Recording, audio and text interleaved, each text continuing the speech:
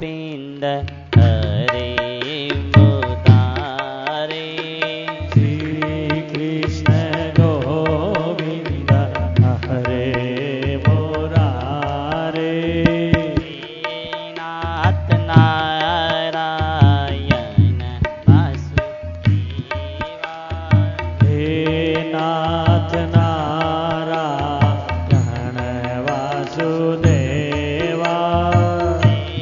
नाथ नारायण वासुदेवा हे नाथ नारायण वासुदेवा श्री कृष्ण गोविंद हरे मुरारे श्री कृष्ण गोविंद हरे मुरारे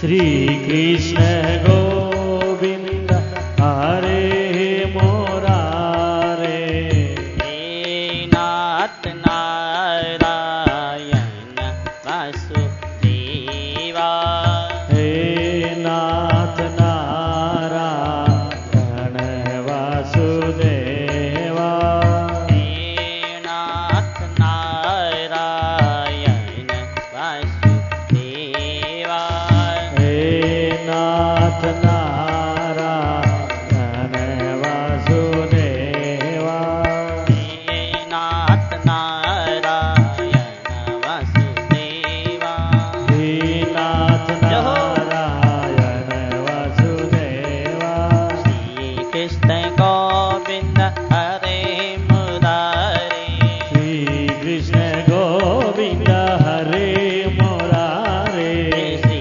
कृष्ण गोविंद हरे मुरारे श्री कृष्ण गोविंद हरे मुरारे हे नाथ नारायण वासुदेवा हे नाथ खुशी ताली बजा के नारायण वासुदेवा हे नाथ नारायण वासुदेवा हे नाथ नारायण वासुदेवा श्री कृष्ण गोविंद हरे मुरारे श्री कृष्ण गोविंद हरे मुरारे श्री कृष्ण गोविंद हरे मुरारे श्री कृष्ण गोविंद हरे मुरारे हे नाथ नारायण वासुदेवा हे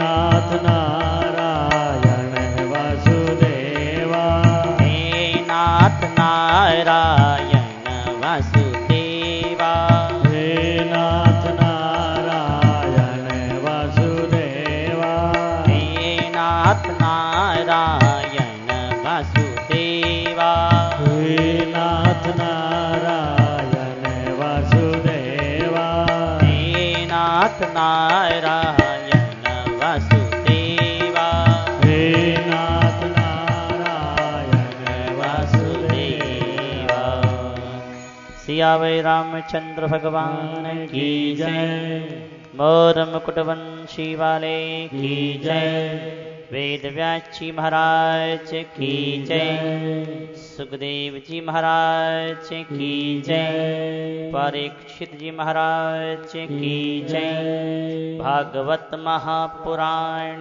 की जय गंगा मैया की जय हनुमान जी महाराज की जय अनंत कोटि शवि संत महात्माओं की जय गजाननं भूतगणाधिसेवितं कपीठजम्बो फलचारुभक्षणम् उमासुतं कविनाशकारिकं नमामि विघ्नेश्वरि पादपङ्कजं कर्पूरगौरं करुणावतारं संसारसारं भुजगेन्द्रहारं सदा वसन्तं हृदयारविन्दे भवं भवानी सहितं नमामि। कार्पाण्यदोषो महत स्वभावे पृच्छामि त्वां धर्मसम्मूढचेतां यच्छेयस्यः निश्चितं ब्रूहि तन्मे शिष्यस्तेऽहं शाधिमां त्वां प्रपन्नं। त्वमेव माता च पिता त्वमेव त्वमेव बन्धु च सखा त्वमेव त्वमेव विद्या द्रविणं त्वमेव त्वमेव सर्वं मम देवदेव। नारायणं नमस्कृत्य नरं चैव नरोत्तमं देवी सरस्वती व्यासं ततो जमुदीरयेत्। कृष्णं नारायणं वन्दे कृष्णं वन्दे व्रजः प्रियं कृष्णं द्वैपायनं वन्दे कृष्णं वन्दे प्रथासुतं। सच्चिदानन्दरूपाय विस्फोदिवत्यादिहेतवे तापत्रये विनाशाय श्रीकृष्णाय वयं नुमः।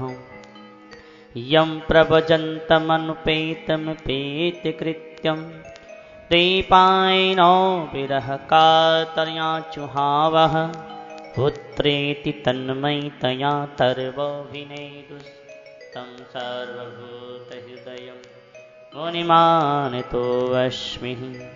पराकृतं नवदवन्दं परं ब्रह्म नरः कृते सौन्दर्यसार सर्वस्वं वन्दे नन्दात्मजं महा प्रपन्नपारिजाताय स्तोत्रवेत्रैकृपाणये ज्ञानमुद्राय कृष्णाय गीतामृतदुहे नमः।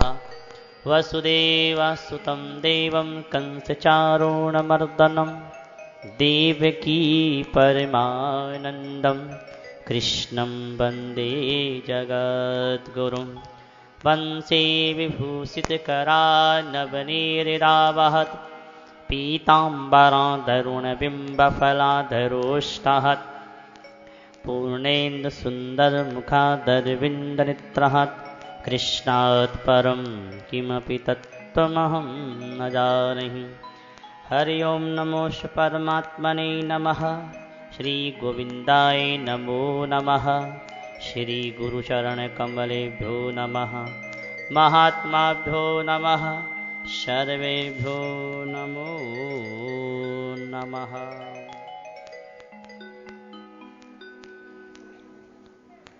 अनंत कोटि ब्रह्मांड नायक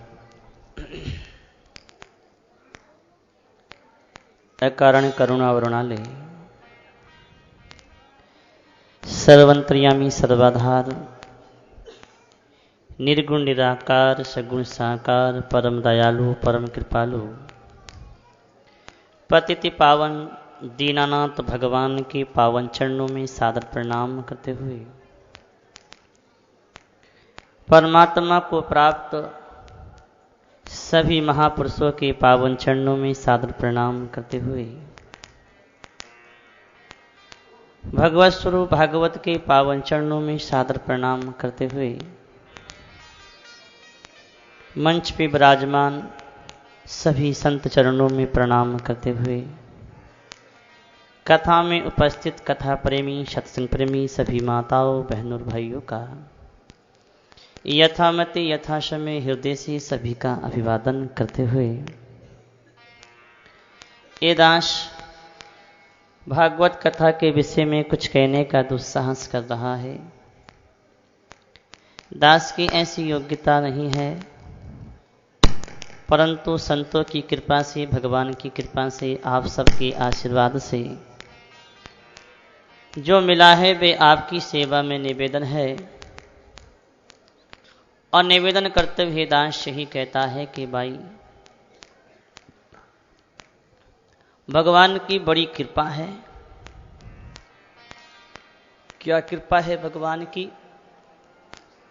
कि सबसे पहली कृपा तो भगवान की यह है कि भगवान ने हमको मनुष्य की योनि दी है, स्वतंत्र योनि। अन्य जितनी भी योनि हैं परतंत्र हैं, नया कर्म नहीं कर सकते, साधन नहीं कर सकते, भजन नहीं कर सकते, ज्ञान नहीं कर सकते। लेकिन मानव की योनि ऐसी है कि मनुष्य चाहे तो पाप भी कर सकता है, पुण्य भी कर सकता है, और पाप और पुण्य से दोनों से ऊंचा उठ करके परम आनंद की प्राप्ति भी कर सकता है। ऐसी उत्तम योनि जो कि देवताओं को दुर्लभ है, सुर दुर्लभ।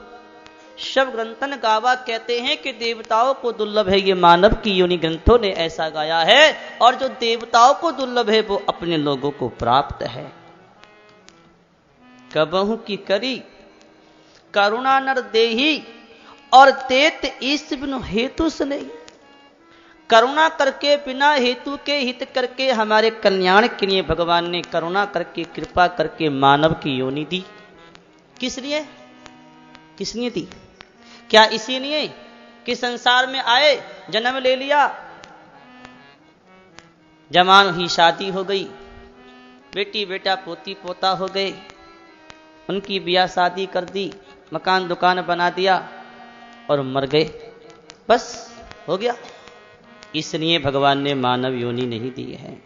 ये तो गधा कुत्ता ऊंट घोड़ा सब करते ही हैं, हमने कर लिया तो क्या बड़ी बात है। अरे मानव योनि की महिमा इस बात में नहीं, मानव योनि की महिमा तो इस बात में है कि इस मानव योनि को प्राप्त करके अपना कल्याण कर लो, ज्ञान कर लो, मुक्ति कर लो, भक्ति कर लो, क्योंकि ये काम इसी योनि में होता है, अन्य योनि में नहीं होता, इसी योनि में होता है।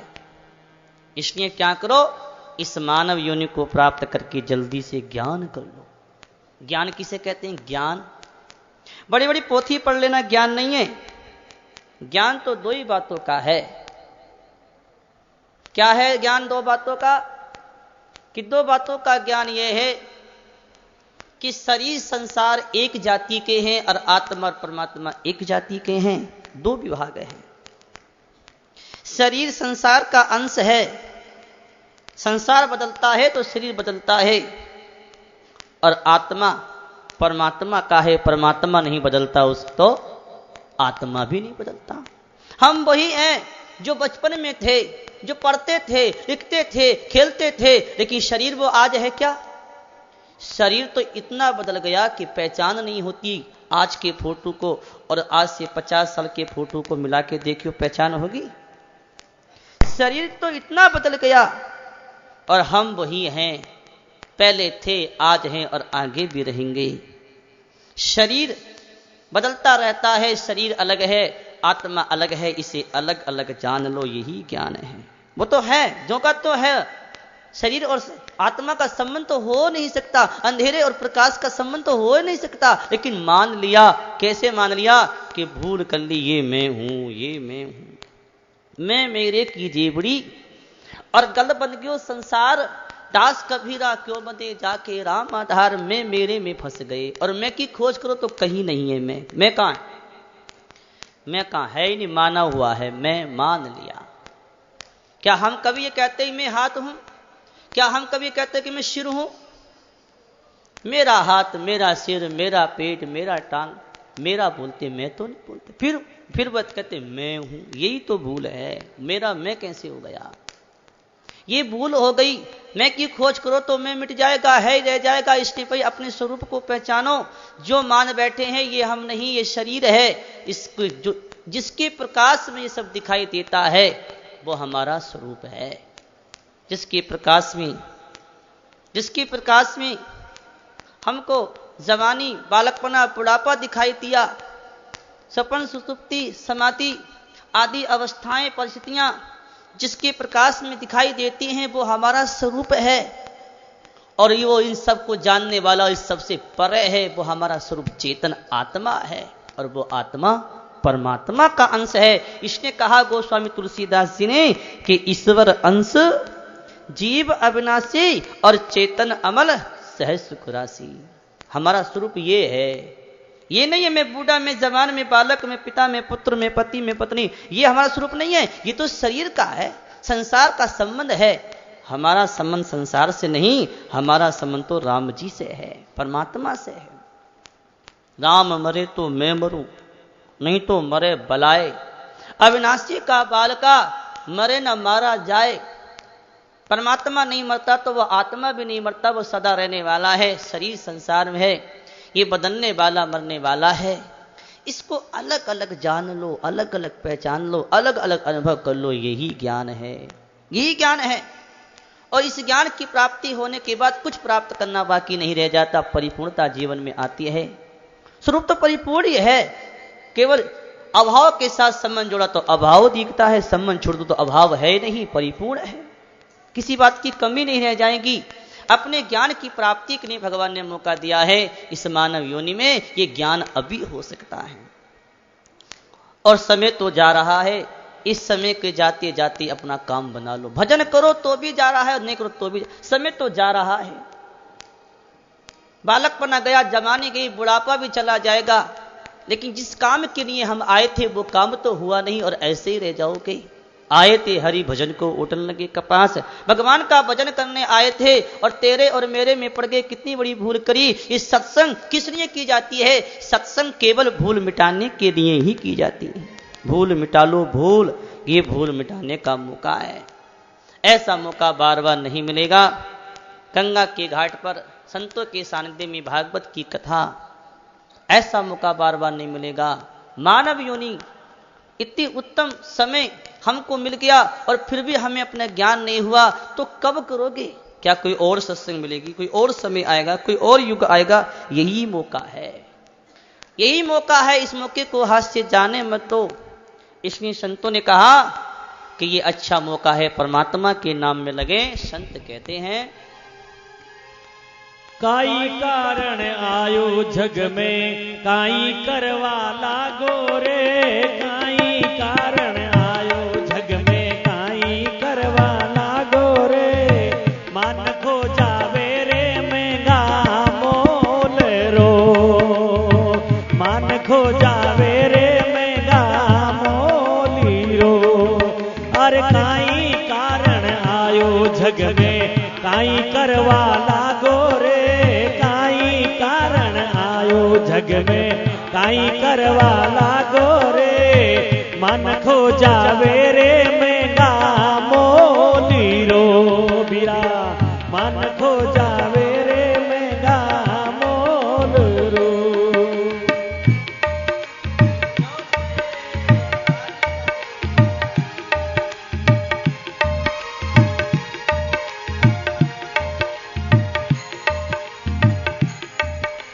लग 84 भटकत भटकत मिनक जमारो पायो जी। लग 84 भटकत भटकत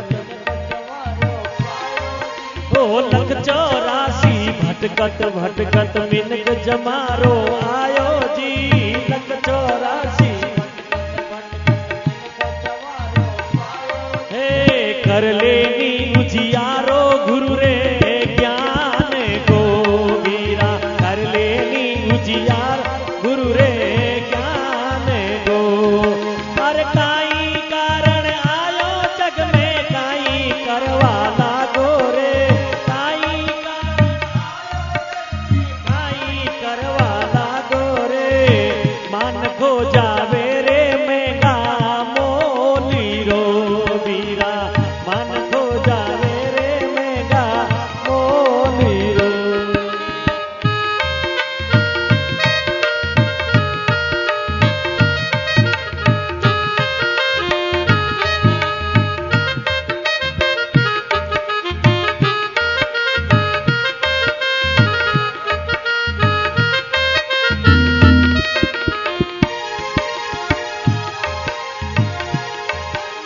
काठा खोल किया है हरि से माता उधर आयो रे। काठा खोल किया तो हरि से माता उधर आयो रे। काठा खोल किया गिरधर से माता रे उधर आयो रे। मार्गियो भूलियो रे अपन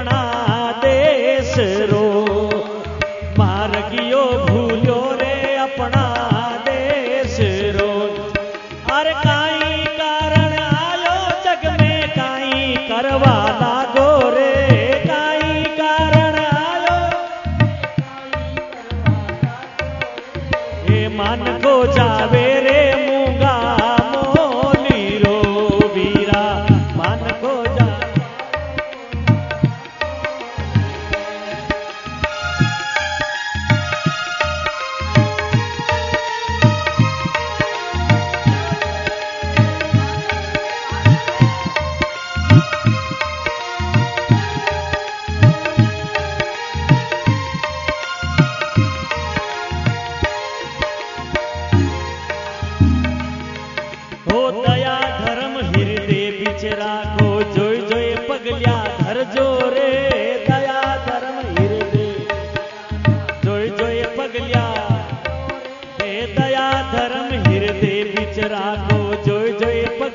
धर जो रे दया धर्म हृदय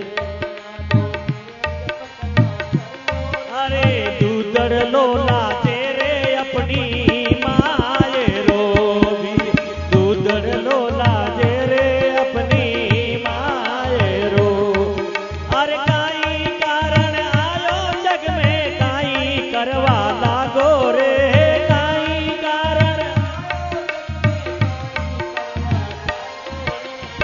मन को जावे रे मूंगा मोली रो वीरा मान को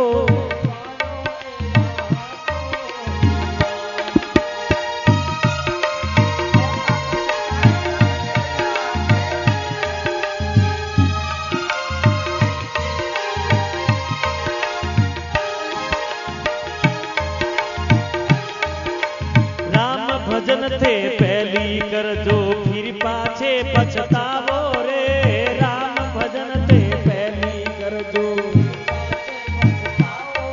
हे हरि भजन ते पहली कर जो फिर पाछे पछतावो रे राम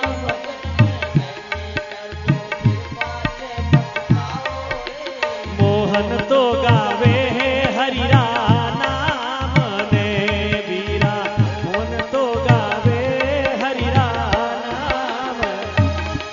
हर काई कारण आयो जग में काई करवा लागो रे काई करवा लागो रे मन को जावे रे मूंगा मोली रो वीरा मन को जावे रे मूंगा मोली रो वीरा मन को जावे रे मूंगा मोली रो बंदा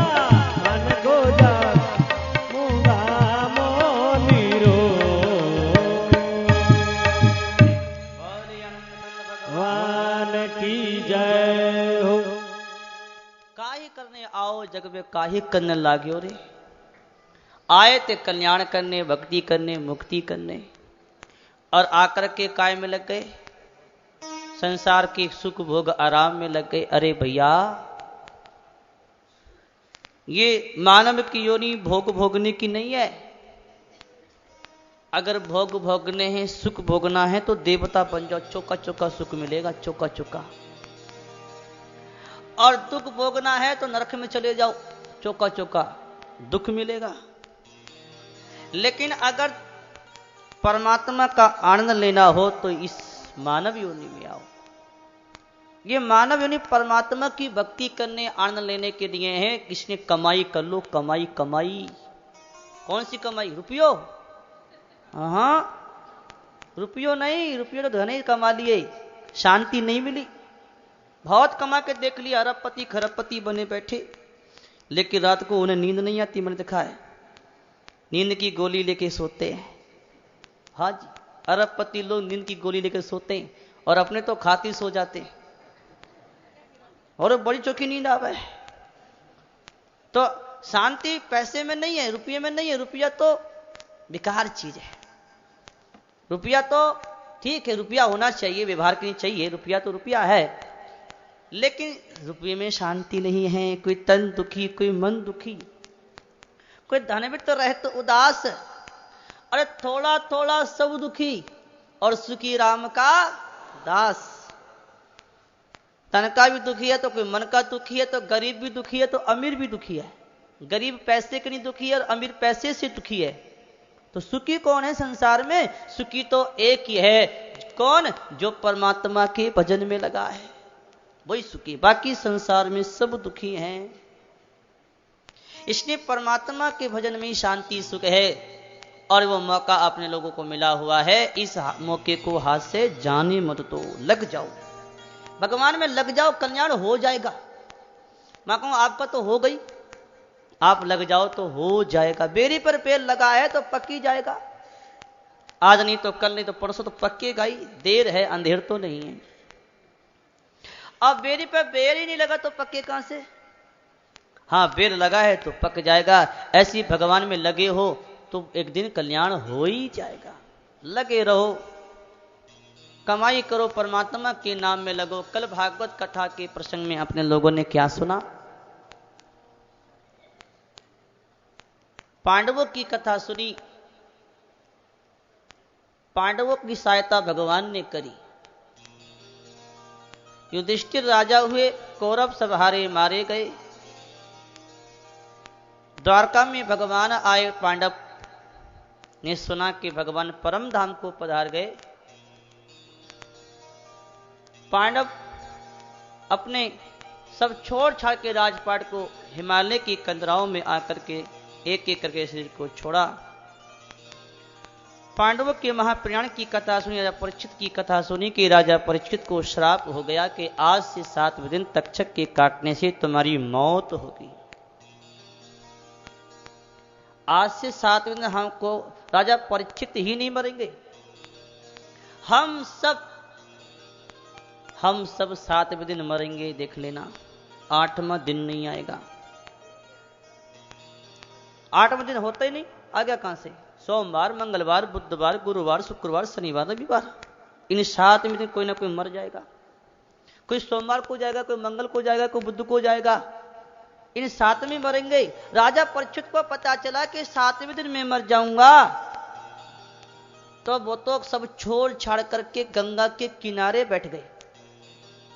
किस लिए बैठ गए? कि अब 7 दिन तो जीवन जीने के हैं, कुछ कमाई कर लूं, कुछ कल्याण का उपाय कर लूं, कोई साधन कर लूं, कोई भजन कर लूं। वो तो बैठ गए। लेकिन हम लोगों को तो 7 घंटे का पता नहीं है, 7 मिनट का भी पता नहीं कि हमारा 7 मिनट के बाद क्या होने वाला है। पल्ली भरी का क्या भरोसा, क्या जाने कल न आए। पल का भरोसा नहीं, एक पल का। और लोग ऐसे निश्चिंत हो जाते हैं, ऐसे निश्चिंत बैठे जैसे कि जीवन मुक्ति ही हो गए हों।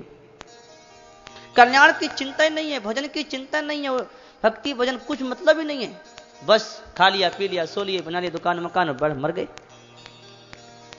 ये तो कोई जीवन का सार नहीं है। सार बात यही है कि इस मानव योनि में आकर के जल्दी से कल्याण कर लें।